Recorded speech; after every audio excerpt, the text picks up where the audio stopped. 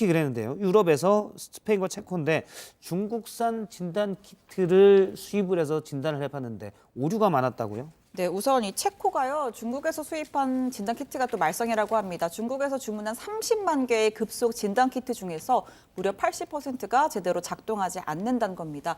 특히 이 감염 초기 단계일수록 바이러스를 제대로 감지하지 못하는 것으로 나타났다고 하고요.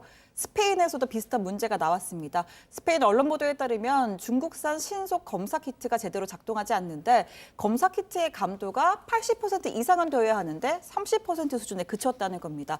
거기에다가 스페인이 구매한 중국산 키트 제조업체 중 한 곳은 또 허가를 받지 않은 업체였던 것으로 드러나면서 논란이 더 커지고 있습니다. 스페인 야당에서는 또 총리가 책임져야 한다 이런 주장도 나오고 있다고 합니다. 중국에 이제 일부 그런 것 같습니다. 중국 내에서도 허가를 받지 않은 제품을 스페인에서 무리하게 수입하다가 나중에 알고 보니까 오류가 너무 많다 그러는데요.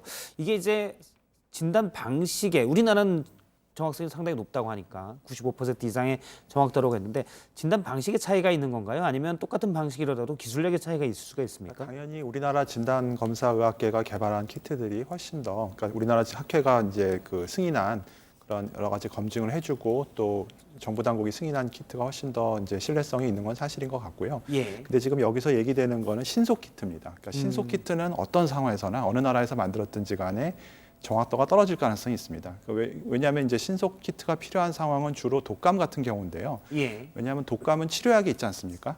그러니까 우리가 1시간, 뭐 30분이라도 뭐 1시간이라도 빨리 진단을 하면은 빨리 도와줄 수 있는 약이 있기 때문에 이제 그것이 중요한 건데, 근데 지금 같은 상황에서는 이제 코로나로 진단이 됐다 하더라도 바로 약이 들어가는 게 아니잖아요. 그러니까 오히려 이제 이것이 더 정확한 진단이냐가 더 중요한 그런 병이기 때문에 지금 현재로서는 우리나라에서도 이제 신속 키트를 그렇게 상용화하고 있지 않은 이유는 아마도 이 병에 있어서 지금 치료약이 없는 상황이기 때문에 그 필요성이 좀 덜 인정되는 것 같습니다.